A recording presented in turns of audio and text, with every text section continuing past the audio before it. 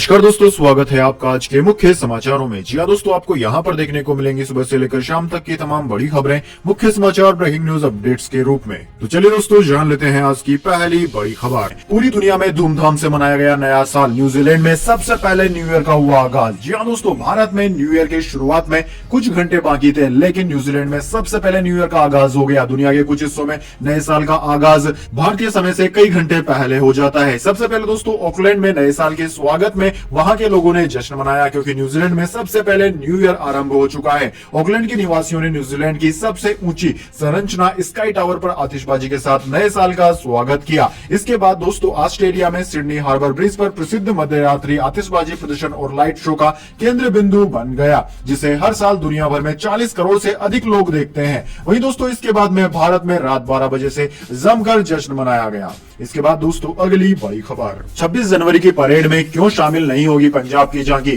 केंद्र ने बताया। जी हाँ दोस्तों, गणतंत्र दिवस पर दिल्ली के कर्तव्य पथ पर हर साल झांकियां निकाली जाती है, जिनमें राज्यों से आने वाली झांकियों को थीम के आधार पर चयन किया जाता है। इस बार गणतंत्र दिवस के मौके पर होने वाली परेड में पंजाब की झांकी के बाहर किए जाने के बाद मुख्यमंत्री भगवंत मान ने केंद्र पर भेदभाव का आरोप लगाते हुए दावा किया कि पंजाब और दिल्ली दोनों राज्यों की झांकी को बाहर रखा गया है। सूत्रों का कहना है कि रक्षा मंत्रालय ने पंजाब के मुख्यमंत्री के आरोपों का खंडन कर दिया है और बताया है कि पंजाब और दिल्ली ने भारत सरकार के साथ एक MOU पर हस्ताक्षर किए हैं, जिसमें कहा गया है कि 26 जनवरी 2024 से शुरू होने वाली 3 सालों में दिल्ली या पंजाब एक RDC में राज्य की झांकियां प्रदर्शित करने पर सहमति व्यक्त की है। सूत्रों ने यह भी बताया है कि इस साल पंजाब की झांकियों का चयन नहीं किए जाने के आरोप बेबुनियाद है। इसके बाद दोस्तों, अगली बड़ी खबर। IIT BHU की छात्रा से सामूहिक दुष्कर्म के तीनों आरोपी हुए अरेस्ट।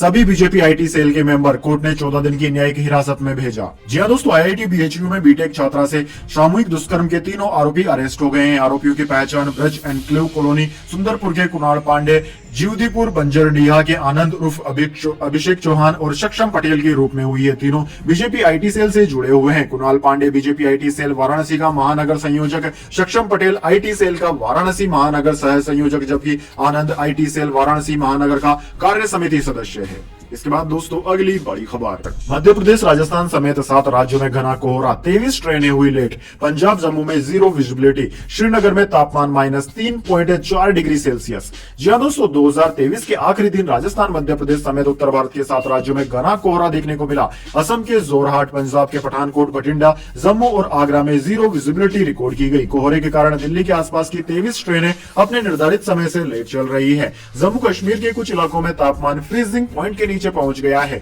श्रीनगर में टेम्परेचर -3.4 डिग्री सेल्सियस दर्ज किया गया। वहीं अनंतनाग में -3.4 डिग्री और गुलमर्ग में -3.5 डिग्री तापमान रिकॉर्ड किया गया। वहीं दोस्तों, पंजाब, हरियाणा, उत्तर प्रदेश और नॉर्थ राजस्थान के कई इलाकों में रविवार सुबह तापमान 7 डिग्री से 10 डिग्री के बीच दर्ज किया गया। इंडियन मेट्रोलॉजी डिपार्टमेंट के मुताबिक मध्य भारत में 24 घंटे में दिन का तापमान घटेगा। इसका मतलब मध्य प्रदेश, राजस्थान में नए साल के पहले दिन ठंड और ज्यादा बढ़ने वाली है।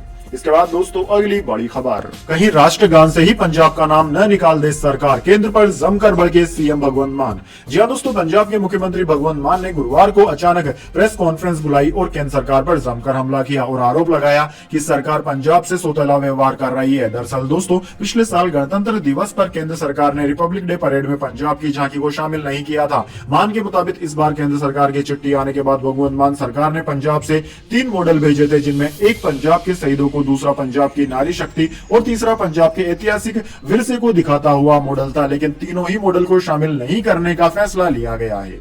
इसके बाद दोस्तों, अगली बड़ी खबर। अरब सागर में बढ़ते ड्रोन हमलों के बीच भारतीय नौसेना ने तैनात किया नेवल टास्क ग्रुप।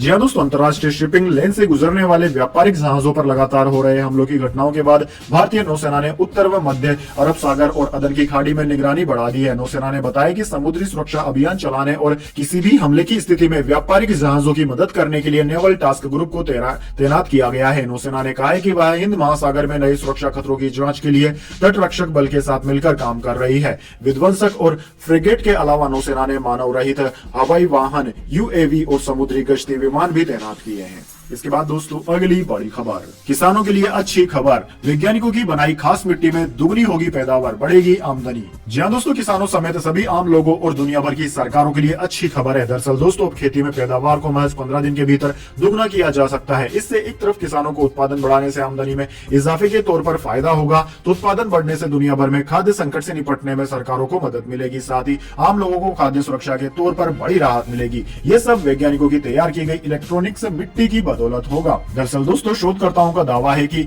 इस ऑयल के इस्तेमाल से कृषि क्षेत्र में क्रांतिकारी बदलाव आ सकता है। इस खास मिट्टी को स्वीडन की लिनकोपिंग यूनिवर्सिटी के वैज्ञानिकों ने तैयार किया है। उनका दावा है कि इलेक्ट्रॉनिक्स मिट्टी की मदद से महज 15 दिन में पैदावार को दुगना किया जा सकता है। शोध रिपोर्ट के मुताबिक इस खास मिट्टी की मदद से शहरी इलाकों में भी खेती करना आसान हो जाएगा। यही नहीं, इस मिट्टी में खेती करने से फसल पर मौसम का असर भी बेहद मामूली हो जाएगा। आसान शब्दों में कहें तो आपकी फसल मौसम की मार से भी बची रह सकती है। इसके बाद दोस्तों अगली बड़ी खबर, प्रधानमंत्री मोदी का 2-3 जनवरी को तमिलनाडु और लक्षद्वीप का दौरा, कई विकास परियोजनाओं का उद्घाटन और शिलान्यास करेंगे। जी हां दोस्तों, प्रधानमंत्री नरेंद्र मोदी 2 और 3 जनवरी को तमिलनाडु और लक्षद्वीप का दौरा करेंगे। इस दौरान वह कई विकास परियोजनाओं का उद्घाटन और शिलान्यास करेंगे। यह जानकारी प्रधानमंत्री कार्यालय ने रविवार को दी। प्रधानमंत्री कार्यालय यानी कि पीएमओ द्वारा जारी एक बयान में कहा गया है कि मोदी 2 जनवरी को तमिलनाडु के तिरुचिरापल्ली पहुंचेंगे और भारती दासन विश्वविद्यालय के 38वें दीक्षांत समारोह में मुख्य अतिथि होंगे।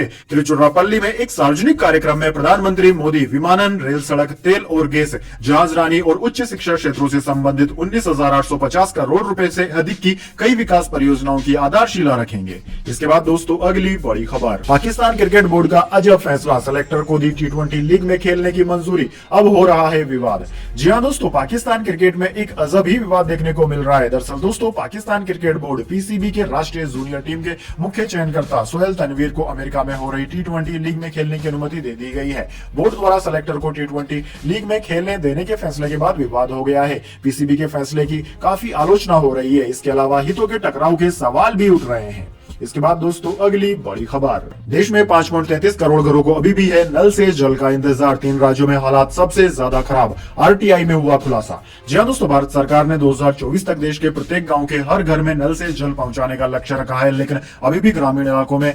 5,33,46,499 घरों को नल से जल का कनेक्शन उपलब्ध नहीं हो पाया है। राजस्थान, झारखंड और पश्चिम बंगाल में इस संबंध में स्थिति ज्यादा खराब है। हालांकि सरकार द्वारा उपलब्ध कराए गए आंकड़ों से पता चलता है कि पिछले 4.5 वर्षों में जल जीवन मिशन हर घर जल के अंतर्गत 13.91 करोड़ ग्रामीण घरों में नल से पानी पहुंचाया गया है, जबकि 15 अगस्त 2019 में ऐसे नल जल कनेक्शन वाले घरों की संख्या केवल 3.23 करोड़ थी। इसके बाद दोस्तों अगली बड़ी खबर, विनेश फोगाट के सपोर्ट में आए राहुल गांधी, बोले क्या बाहुबली का राजनीतिक फायदा बेटियों के आंसुओं से ज्यादा, पीएम की निष्ठुरता पीड़ादायक है। जी हां दोस्तों, wrestling federation of India WFI से विवाद में रेसलर विनेश फोगाट के खेल रत्न और अर्जुन अवार्ड लौटाने के बाद राहुल गांधी ने प्रधानमंत्री मोदी पर सवाल खड़े किए हैं। उन्होंने कहा है कि राष्ट्र के अभिभावक प्रधानमंत्री की ऐसी निष्ठुरता देख पीड़ा हो रही है। राहुल गांधी ने सोशल मीडिया प्लेटफॉर्म X पर लिखा, देश की हर बेटी के लिए आत्मसम्मान पहले है, अन्य कोई भी पदक या सम्मान उसके बाद। आज क्या एक घोषित बाहुबली से मिलने वाले राजनीतिक फायदे की कीमत इस